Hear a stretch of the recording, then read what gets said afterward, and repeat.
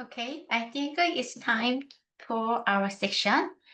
Okay, thank you for joining the first January of the International Day of Women in Statistics and Data Science Conference. With this year's theme, Thriving in Your Environment. We are recording the event and the videos will be available on the Cohorts for Women in Statistics YouTube channel. We kindly ask you to post your questions to the speakers in Q&A chat. Without further ado, I am delighted to host this section as S108 Challenges in Modern Statistical Inference. Before starting presentation, the chairman of the WISK Women in Statistics in Korea, the Professor Jaehee Kim, wanna present about WISK's mission and the activity. Please welcome Professor Jaehee Kim.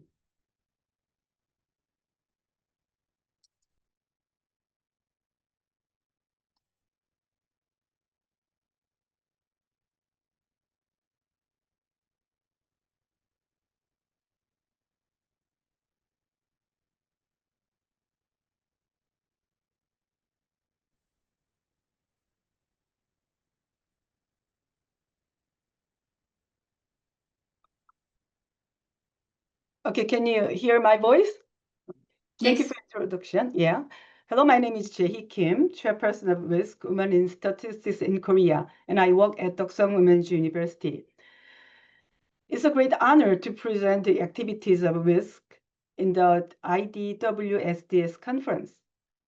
Since the K-pop Demon Hunters movie is quite popular these days, I just edited it to give you a reminder.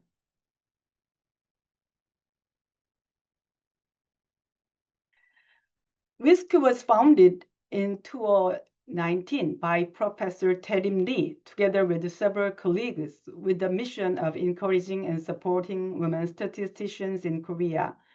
By joining the group support program of the Korea Foundation of Women's Science and Technology Associations, we have been able to expand our activities and reach more women in the field. Although WISK history is relatively short, we have become increasingly active with more events. WISK engages in a variety of activities to strengthen the role of women in statistics and data science. Let me explain our activities. Academic sessions, we host a regular session at the annual Korean Statistical Society Conference. Career seminar, we organize job seminars for young students in statistics and data science, offering them valuable opportunities and inspiration for their future career. Convergence program, we run cross-disciplinary programs with other academic fields. For example, this year, we held a seminar on statistical methods for nursing and health, which attracted many nursing researchers in need of statistical tools for data analysis. This was a true win-win program for both statisticians and nursing researchers. Bridge program, we provided practical lectures on current statistical methods to help women return to work after career breaks, supporting their re-entry into professional life. Global networking, we are building international networks of women statisticians, including collaboration with IDWSDS. This slide shows program photos from our 2025 activities. Figure 1 shows the KSS conference, the WISK session at the Korean Statistical Society Conference, one of our major academic events. Figure 2 shows the job seminar posters and sessions for young statisticians and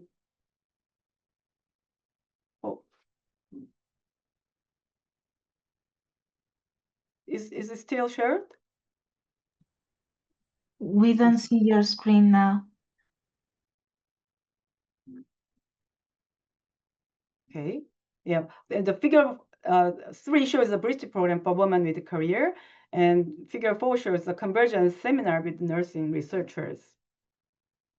Through these activities, we aim to encourage and empower women statisticians and data scientists to gain equal opportunities, contribute to policy and decision-making, and expand their influence in diverse fields. We also share the vision and mission of IDWSDS, and we are committed to strengthening global networks of women statisticians. Let us continue to work together for this meaningful cause. Sorry for interrupting. Thank you very much. We And don't- congratulations on this successful conference.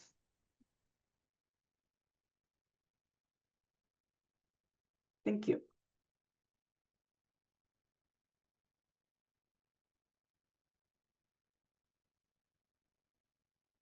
Okay, thank you for your presentation, Professor Kim, and also I appreciate for your sincere service for our committee. Okay, we have three wonderful presenters in our section.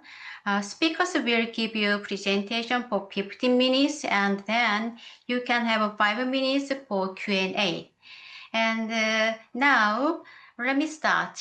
Okay, it's my pleasure to introduce Professor Perry Kim, Sookmyung Women's University, and her presentation. The title is Black Box Test for Algorithm Stability. Please welcome Professor Perry Kim. It's your time. Thank you for the introduction. Let me share my screen.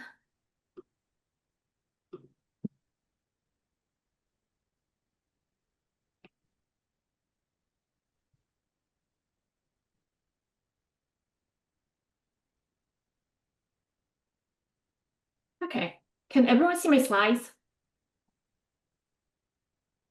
Are the slides showing? Yes. Okay, great. Thank you for the introduction again. It's an honor to speak at this conference.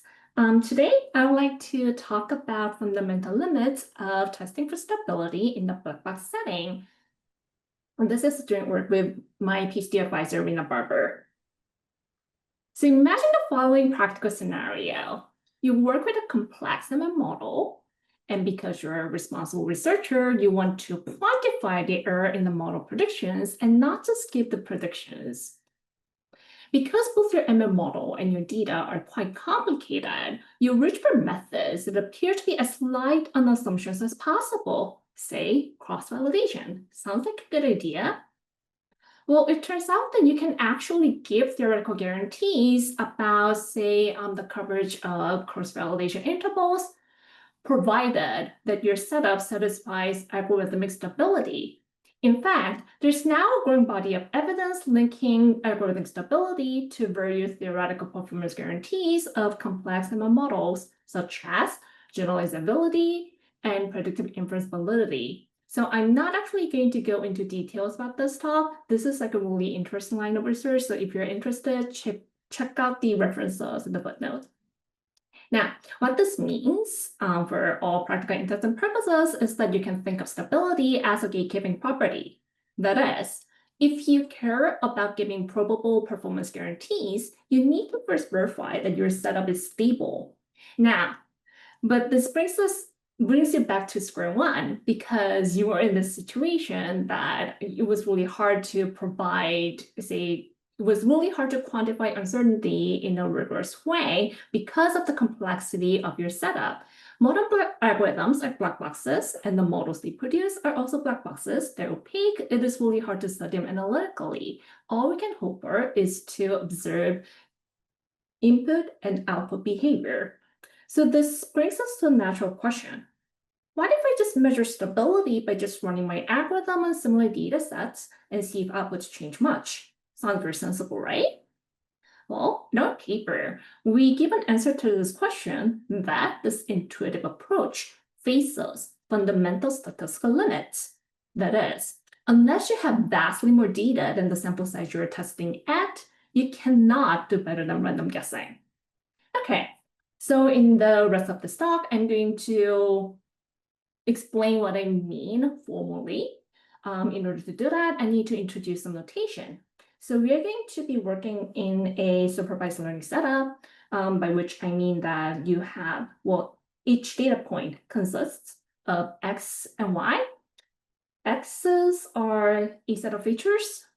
They're easy to observe. Y is what is of interest. They're usually often called label or response. And they're from some probability distribution, probably super complicated. Now, the goal is to predict Y given X.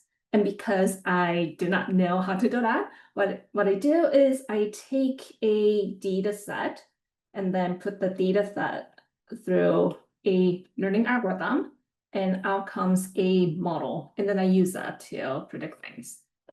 I'm going to assume that the data points in the training data are IID from the same probability distribution. And both A and P may be arbitrarily complicated. In particular, A is going to be a black box learning algorithm. Now, what is algorithmic stability? Well, the intuition behind algorithmic stability is simple. The idea is that if you make small changes to your data, that should not change the output that you obtain from algorithm that much. For example, an example of small change is going to be removing one training point from your vast pair of data. Now, reasonably, that should not be changing your output that much. And that's the intuition.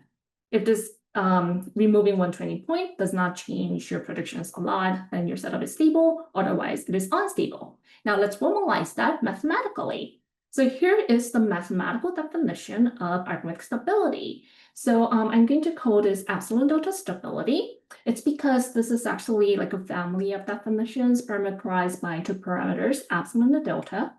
We say the black box algorithm A is epsilon delta stable for training sets of size n from a probability distribution P if the following inequality holds. Delta epsilon star is less than or equal to delta. Now, what is delta epsilon star? Well, delta epsilon star is the probability that predictions from these two models that ought to be similar is greater than epsilon. So you can think of epsilon as parameterizing it's setting the threshold of acceptable deviation, and delta is the acceptable probability of unstable event. Now, I would like to make clear that we are not proposing this definition. This is actually a standard definition from learning theory. So all the interesting results linking algorithmic stability and all those theoretical performance guarantees use a variant of this definition.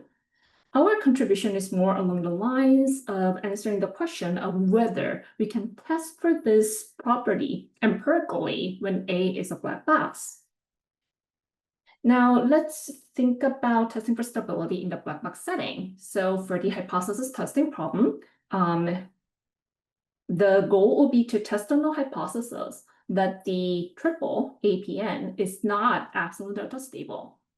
So in the context of this hypothesis testing problem, the ground truth is going to be denoted with T star, and a testing procedure will be denoted with T hat. Now, T star, the ground truth, can be thought of as a binary function of the black box algorithm and the probability distribution. So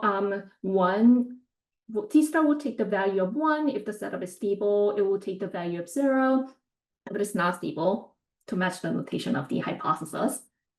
For the test, one difference is that it's able to access the probability distribution only through the empirical observable data. So instead of P, I have these data sets. The first DL is going to denote the set of labeled points. There are capital and L, many of them. And D sub U is going to denote the set of unlabeled points. And there are capital N, U, many of them. And again, the outcomes match what I have for the ground truth. Now, of course, we want T hat to match T star with high probability for all APN. Now, I would like to remind you that in the black box setting, you can only query algorithm on data sets and observe predictions. That is, you're not allowed to pick inside A or the model that's produced by A. And we are not going to we are going to avoid assuming anything about ARP. And because in this setup, we are going to be interested in testing procedures that satisfy assumption for validity, by which I mean that it is able to control the size for any triple that is not epsilon delta stable, things that are in the null set. That means that it rejects the true null hypothesis with probability at most alpha. Now, the obvious question is this possible, and what power can we achieve? Well, to set up appropriate context for understanding our results, it's important to establish a baseline. The baseline is going to be the trivial coin flip test. So this test goes as follows. You flip a coin with bias alpha, and you declare 1 if it lands heads, and declare 0 if it lands tails. Now, you might be thinking to yourself, but this is ridiculous. This has nothing to do with your setup. And that is precisely the point. The trivial coin flip test completely ignores our data. Therefore, any reasonable test should be able to beat this. However, I would like to point out that this test trivially satisfies assumption-free validity, that is, size is equal to alpha, and it's got power also equal to alpha. So a reasonable test with assumption-free validity will also have size controlled by alpha, but the question is, can its power be meaningfully above alpha? And we give the in our main result, the fundamental limit of testing for stability in the black box setting. That is, what we show is the following theorem. Let T hat be any black box test with assumption-free validity at level alpha. Then, for any APN that is epsilon delta stable, the power is bounded as alpha times 1 minus delta epsilon star over 1 minus delta raised to the power of kappa, where kappa is this ratio. Basically, what's happening is that in the numerator, you'll notice that we have quantities that has to do with the data that's available to you for testing. And in the denominator, what you have is n that corresponds to the size of your problem. So this is the amount of information that you have available to you for testing relative to the size of your problem. Now, since delta epsilon star is less than or equal to delta under the alternative, this quantity is less than or equal to 1. Therefore, this entire thing is less than or equal to alpha. So this is sensible. However, again, the question is whether this bound is non-trivially greater than alpha. And this holds if one of the following two conditions hold. First, either delta epsilon star is a lot less than delta, or kappa is a lot greater than 1. That is, the capital N's are a lot larger than little n. Now, the first is not something that you are able to control. We imagine a scenario in which the practitioners probably have like a delta that's dictated by the nature of the problem. But this is something that you can control in the sense that you can always go out and collect more data. However, what does this actually mean in practical scenario? Well, suppose you have some number of labeled points, and you're planning to train an ML model with your data. Now, you're probably aware that there are these empirical scaling laws for these complex ML models, which says that you need to have, your training data needs to be quite large for the model to attain meaningful accuracy. So you probably want to use as much data as possible for training. Now, as I said, because you're a responsible researcher, you want to figure out whether your ML system is stable, so you decide to run a test. Now, it does not make sense to test stability at the training set size that's a lot smaller than the one that you're intending to train your model on, because that tells you nothing about stability at the training size that you're planning to use your learning algorithm on. Thus, we see kappa near 1 as the more likely scenario, in which case you're essentially stuck near the trivial baseline. So in the interest of time, I'm going to skip the following slides. These slides are merely about, when you have a bound, you want to prove that it's tight, and we prove that it is indeed tight by giving a concrete testing procedure that achieves the bound.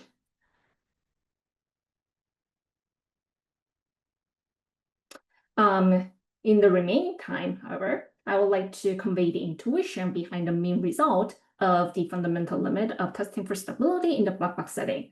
So what is the intuition? Well, the hypothesis testing problem at its core is just about determining the membership of your triple. So the question is whether your triple belongs to the epsilon delta stable set or non-epsilon delta stable set, right?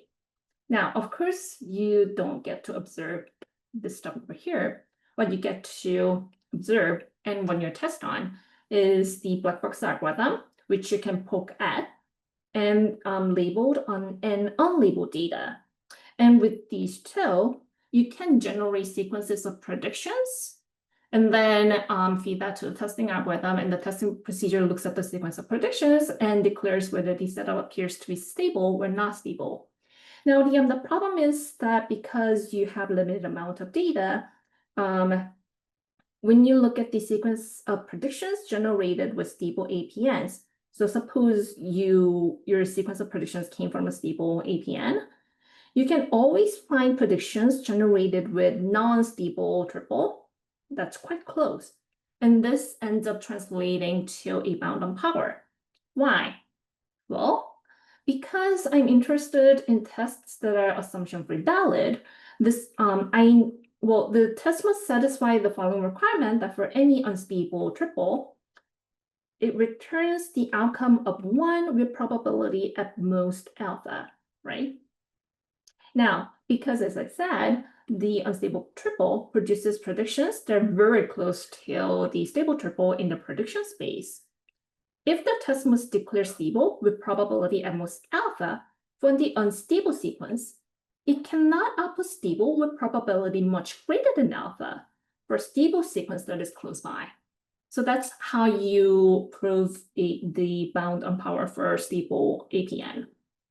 If you're interested in seeing more details, the full details of the proofs, they're in the paper. I encourage you to go there and look. I'd like to wrap up by discussing some of the takeaways. So what proved in this paper is that testing stability in the black box setting is a fundamentally hard problem. What do I mean by fundamentally hard? Well, you need a lot more data than the problem size to achieve power that is meaningfully above alpha. And the slides that I skipped are about how even the most naive test imaginable is optimal. In the practical scenario, when the data that you have available for testing is more or less the size of your problem, no test can meaningfully beat random guessing. So what does this mean going forward? Well, I guess like one takeaway message is that if you can build stability into your architecture, you should go ahead and do it. And one active area of research is wrapper methods for taking black box algorithms and stabilizing them. And for future theoretical work, I think it is of interest to explore whether there are notions of validity that are both testable and interpretable in the black box setting. So with that, I would like to end my talk. This is the paper that this talk was based on, and here is my co-author. Thank you.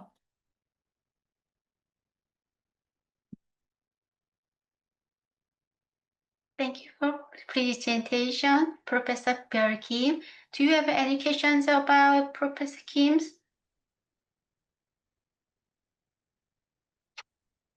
Okay, we don't have much time, so we need to move on to our next presenter, Professor Yang-Jin, Seoul National University. Hi, can you Hi. hear me?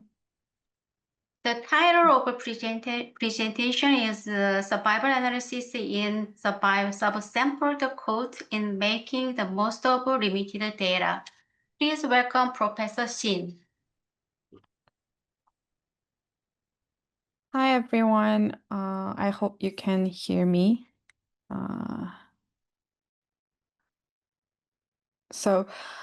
Today I'm going to present about my recent research about the survivor analysis in subsampled cohort. So the subtitle has some different variation, but here I provided the like improving efficiency of the risk prediction. So let me start with very basic background of the survivor analysis, which is motivated by the cohort study. The cohort, by definition, means a group of individual, but in the cancer epidemiology studies, it means the study, the longitudinal study that follows a group of individuals about whom some exposure information is collected in time to ascertain the occurrence of the disease of interest. So there are a lot of different variation of the type of cohort study designs, but you can just intuitively think of the data is collected for a while. That can be 10 years and 20 years or more. So it collect all the information. They can collect all the basic characteristics or demographics and other health outcomes as well. So based on this collection of the data, people do the survival analysis, and survivor data is basically the time to event. And I want to introduce what are actually observed in the data frame. So we first observed the time to event, but there is a big challenge in survivor analysis because of the censoring. That means not everyone died or not everyone experienced the event of interest at the time that we are going to do a study. So we only observe the time to event or the censoring time, whichever which comes first. And then that means that is described in the symbol X here. And then the delta means whether that X is the censoring time or the event time. So this is how the survivor data is formatted. So generally, the survivor data has a two column in the square box of the data frame.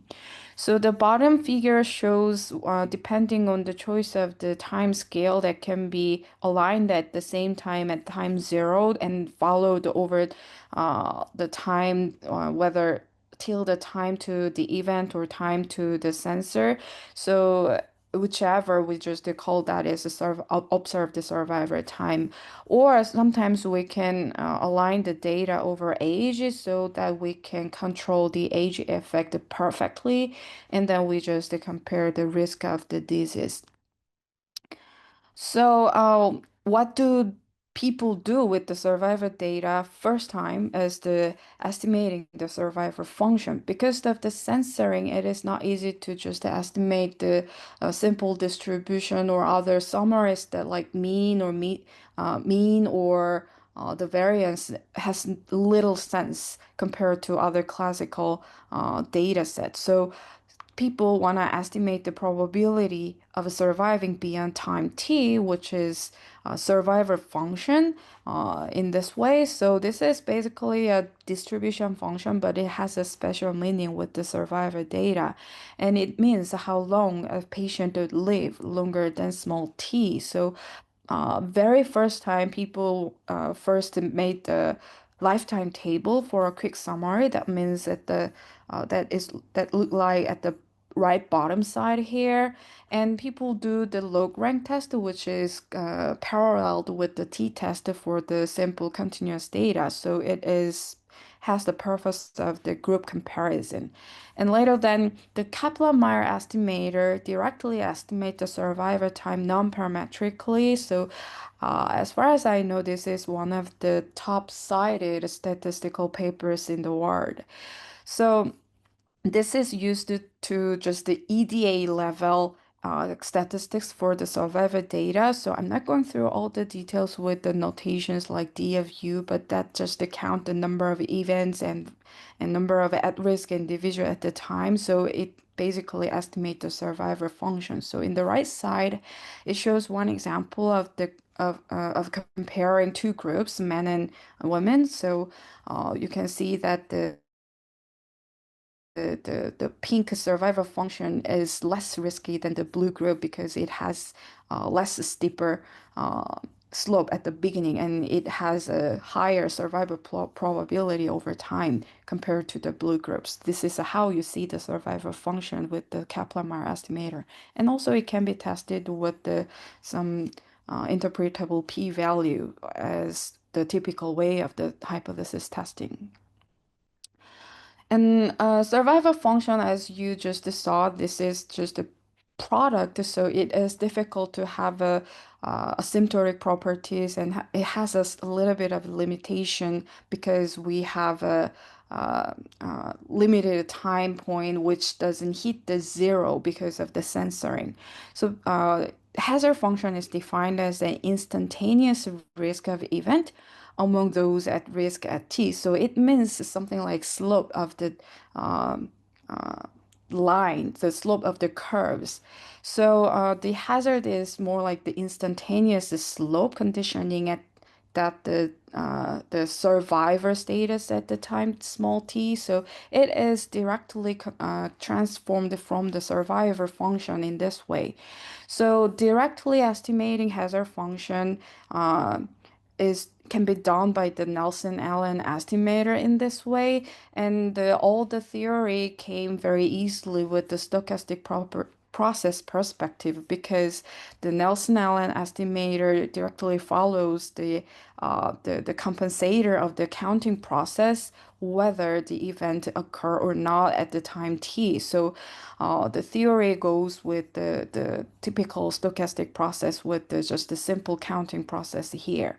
And the most popular regression model for the survivor analysis is the Cox proportional hazard model, which directly modeled the regression model for the hazard in this way. So it first defined the baseline hazard and relative risk part, and relative part is parameterized by beta, and beta is estimated by the partial likelihood, and the baseline part can be estimated in Nelson-Allen-like estimator, and it is often called the Breslow estimator, but you can find that the denominator is counted up to the relative risk sense. So basically, this is a regression model, so we can compare the group based on the proportional assumption, for example. So let me move on to the other topic that I'm going to introduce, the subsample from the cohort. So in the epidemiological studies, some covariates are missing at random. That means missing conditionally on some other information. So this is a specific example that I brought here. If we are going to estimate the breast cancer risk or it's a hazard directly, then, and also we want to regress its risk on the age, BMI also, but some serum metabolite level cannot be observed for everyone. So in general, the cohort study has 1 million people or more than that larger group of people. So this type of laboratory level exposure cannot be measured for everyone. So people sample some group of people in the cohort, and there are two popular designs called case cohort sampling and nested case control sampling. So basically it is interpreted as the missing problem for a specific exposure. And I'm not going through about the design details, but they have a slight difference between them. So now my research question got more in detail. What do people do with the subsampled cohort data for survivor analysis? And the basic thing is the Holvis-Thompson estimator, which is also can be understood as an inverse probability weighting. So if you have the target estimator theta hat while the Z2 is missing for some people, so that the capital N number of the people are not available for this with this covariate, so that people weight up with the complete data set with the complete Z2 observation. So the weight just to represent how this subsample can represent the full population. And inevitably, the variance of the theta had 0, the IPW estimator is much larger. That means it has a larger uncertainty inevitably.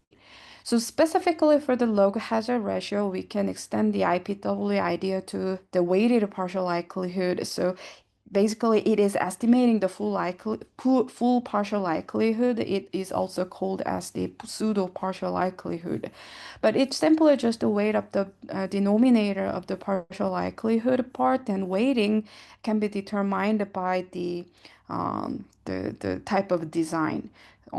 Depending on CC or NCC, the description of the weight is different.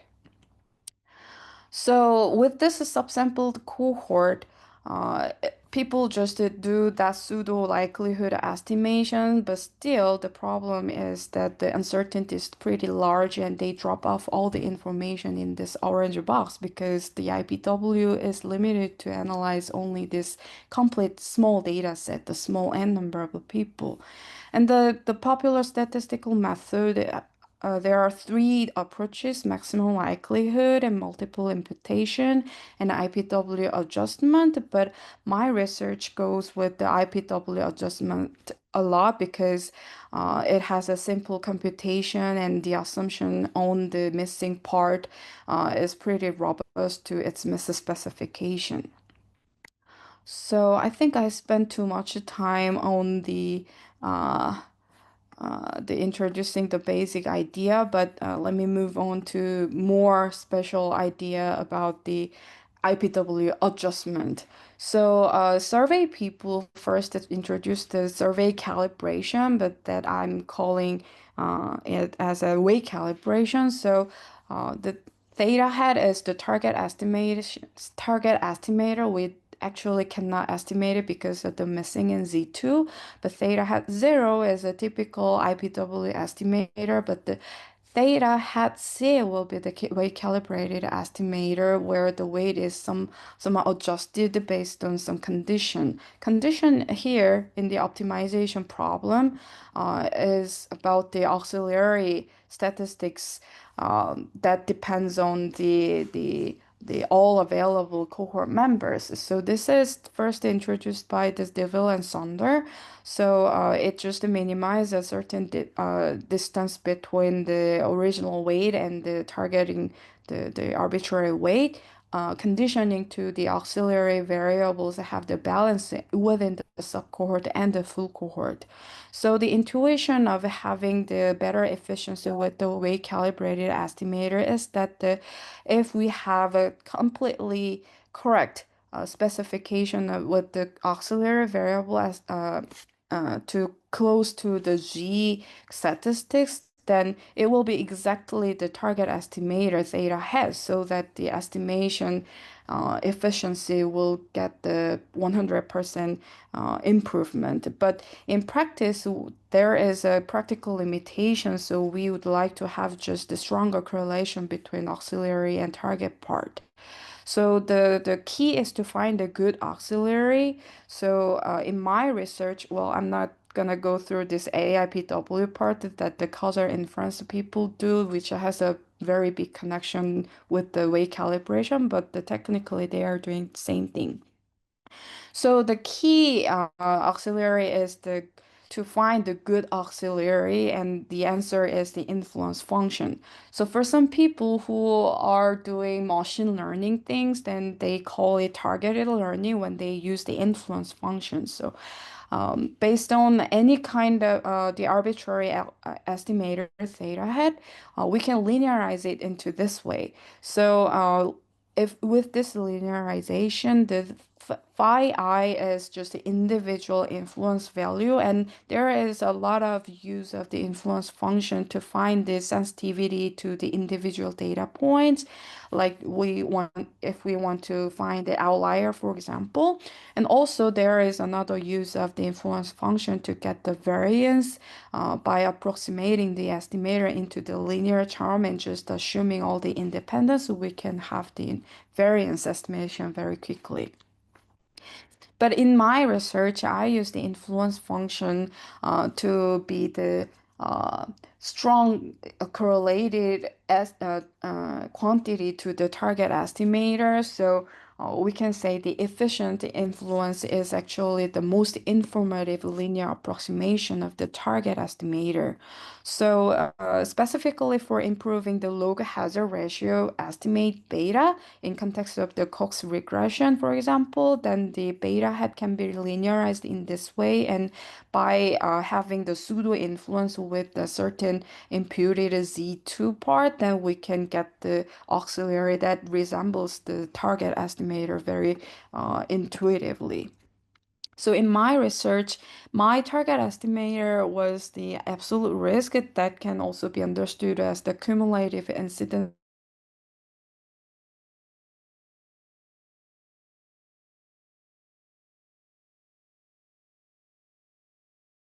explaining what absolute risk means.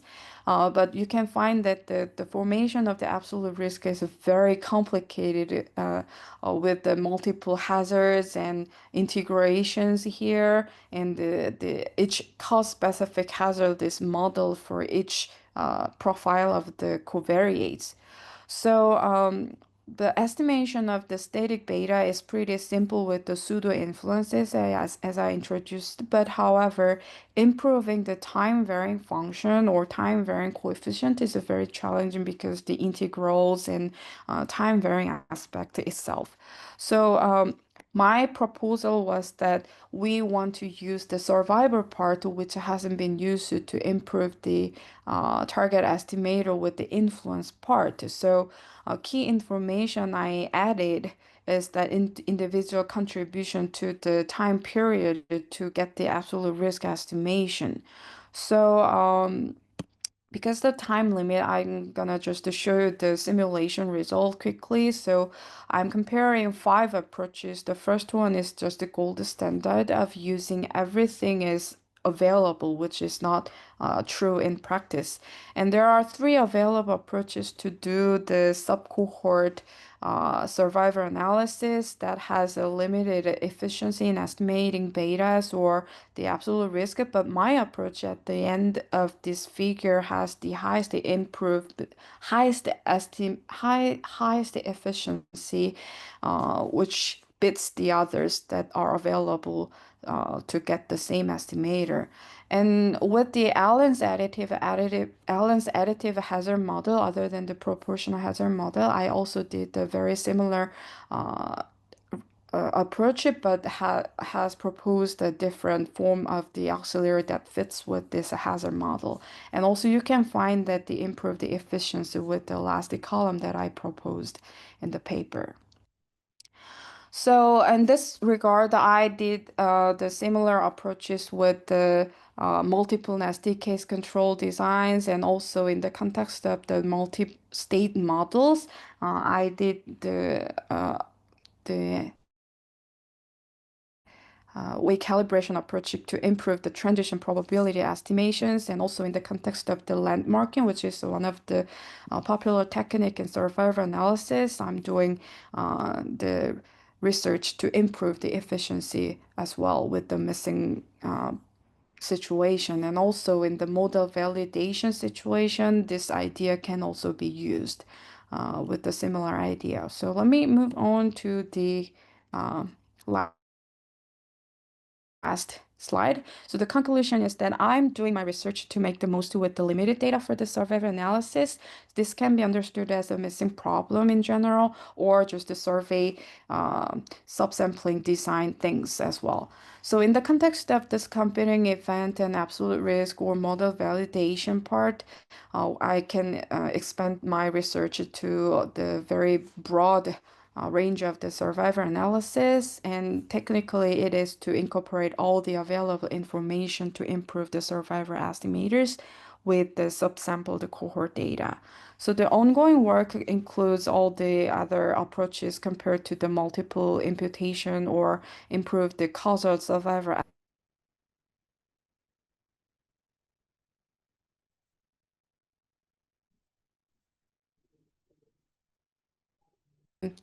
I'll be very happy to take some questions, even though the time has a little limited. Thank you for Okay. listening.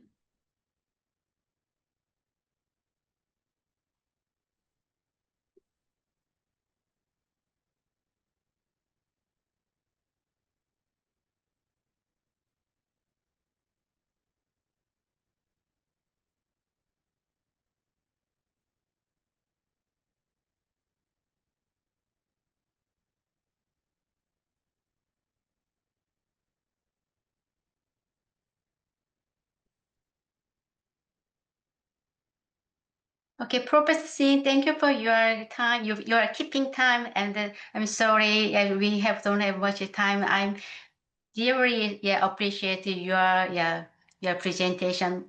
Actually, we have one question, but I'm afraid we don't have much time. So maybe you can answer on the Q&A chat. So Okay. please, now let's move on to our final presenter, Professor Ju-Young Lee, Juang University, and the title is Immortal Time Bias in Failure Time Analysis. Please welcome Professor Lee.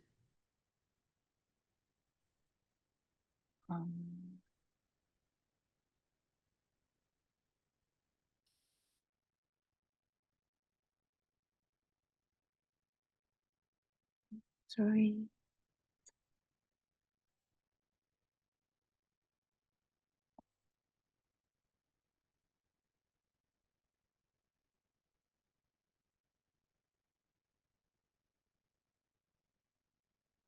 Is sharing working? Yes. Yes. Good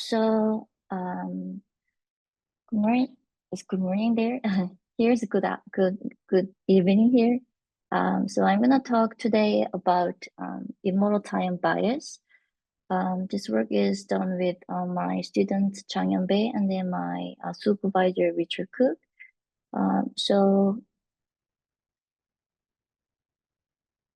Immortal time bias arises in various examples. These work are actually from my application papers. So first one is to evaluate the effect of statin use on the occurrence of GO for patients with Graves' disease.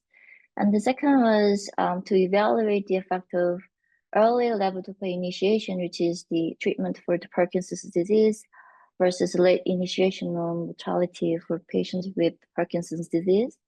And the third one is to evaluate the effect of levodopa combined with other therapy versus levodopa only treatment on mortality for patients with Parkinson's disease.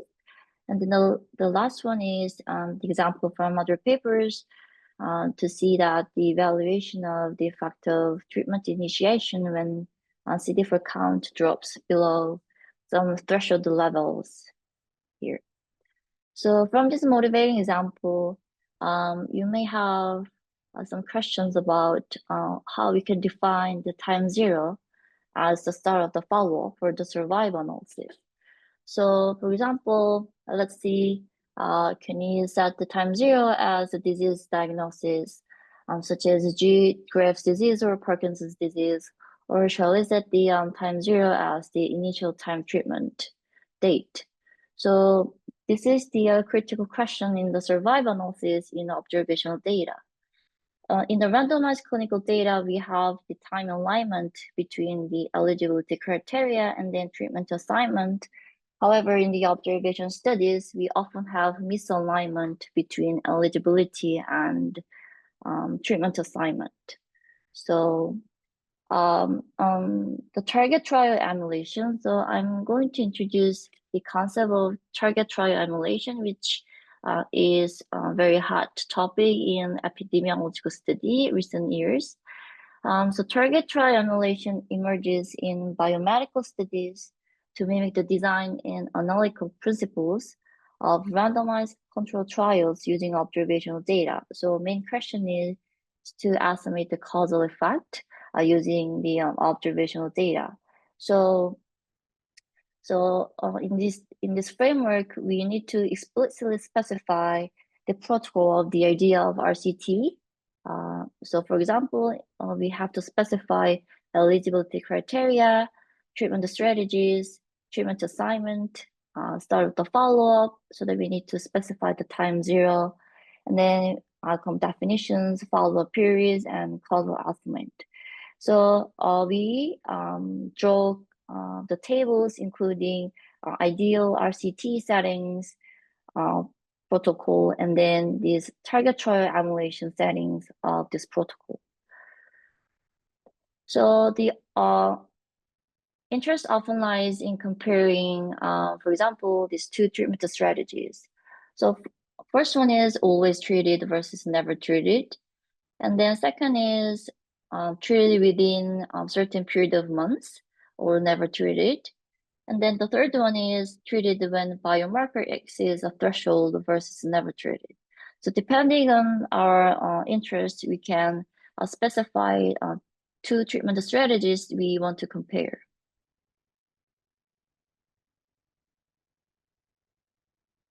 And then the causal estimate we want to estimate is often the difference between the risk.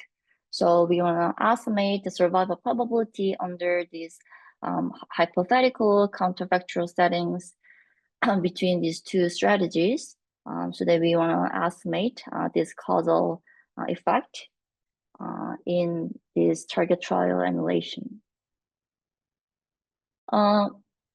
So once the target trial specified, researchers emulated using the available observational data.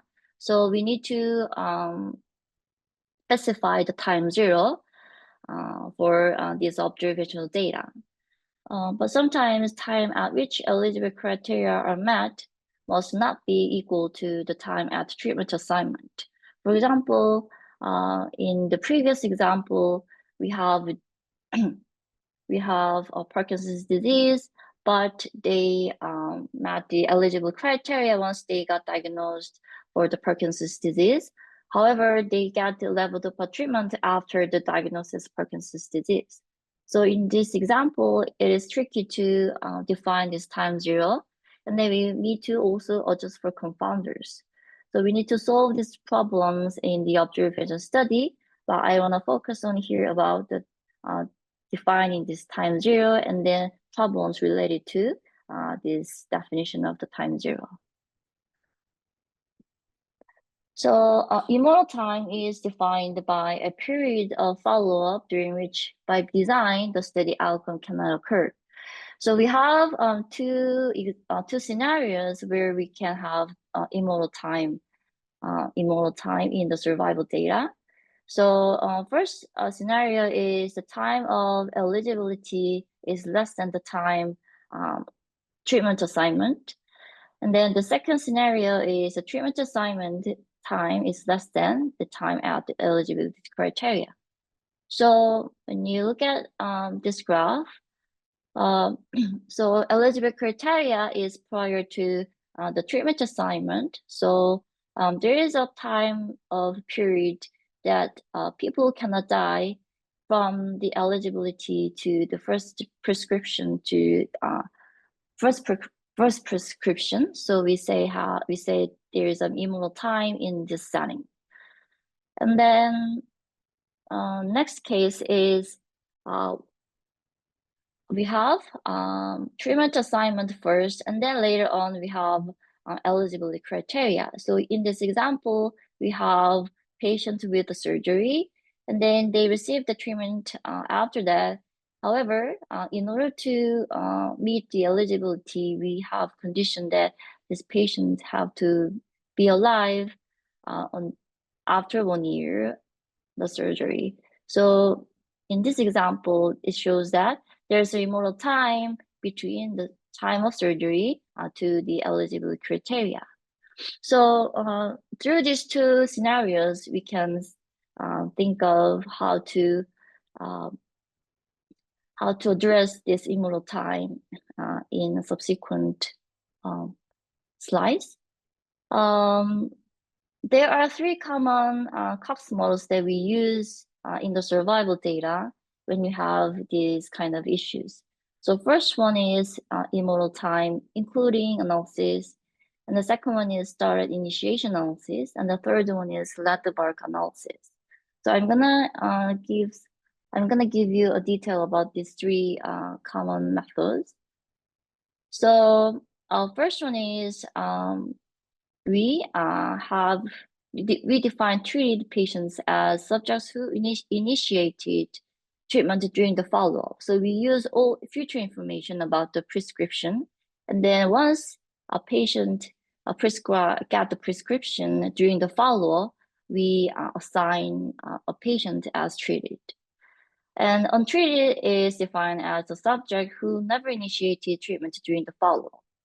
And then we have the startup at t is equal to 0. So we have the start of the follow-up at t is equal to 0 when the eligible criteria is met. So this is the approach for the immortal time including analysis. And then the second one is start initiation analysis, is that for the treated group, we have the follow-up start at the treatment initiation.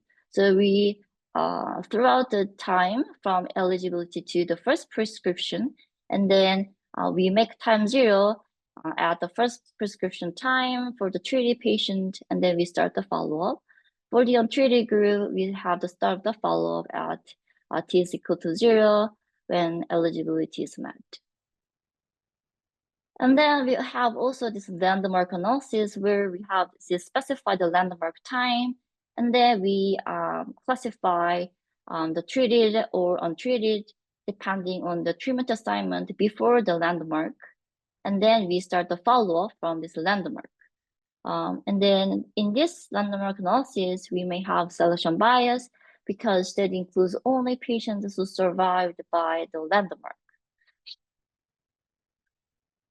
So recently, the Hernan from the Harvard University published a paper about this immortal time bias. And he explained the immortal time bias into two categories. The first one is misclassification.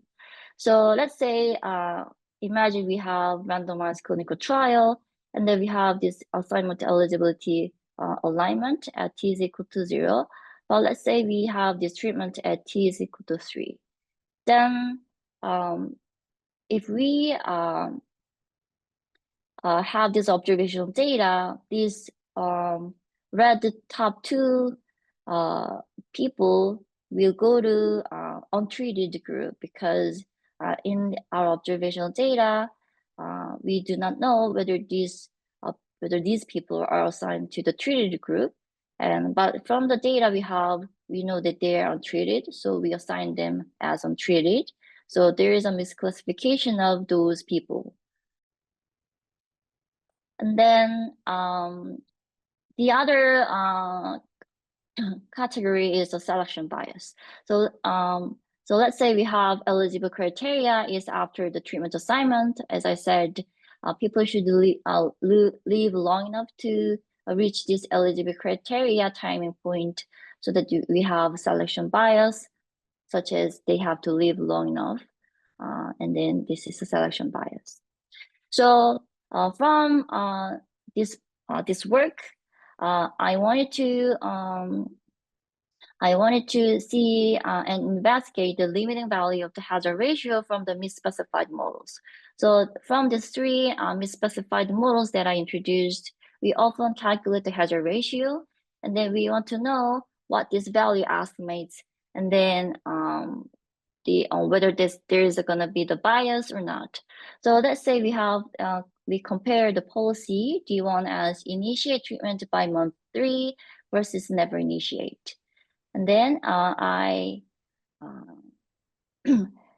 make these true underlying processes having untreated to treated, treated transition, and then untreated to the time varying confounders changing point, which is described by L0. And then we have this event outcome. So given these true processes, we evaluated this treatment effect of beta when we use misspecified models when we have immortal time in this example. So these are yes. I'm really sorry. Actually, we have almost time, so 7 o'clock. Sorry. I'm really sorry about that. So I'm afraid you have a great presentation. So we want to keep listen, but yeah, we don't have much time. So Right. thank you for joining this section. So yeah, thank you for participating this wonderful three scientists. So we hope you have a great time, and we need to finish this section right now. Thank you for participating this session again. Thank you. Mm.